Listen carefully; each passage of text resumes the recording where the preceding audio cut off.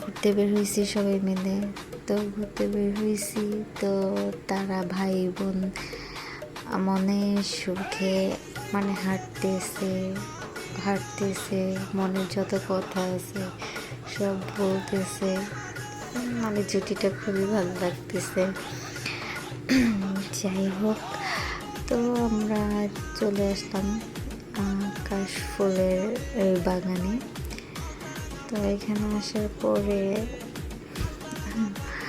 একটু ছবি তুলবো, আর এই জন্যই আসা। আর সারাদিন রুমে থাকি তো ভালো লাগে না, বোরিং লাগে।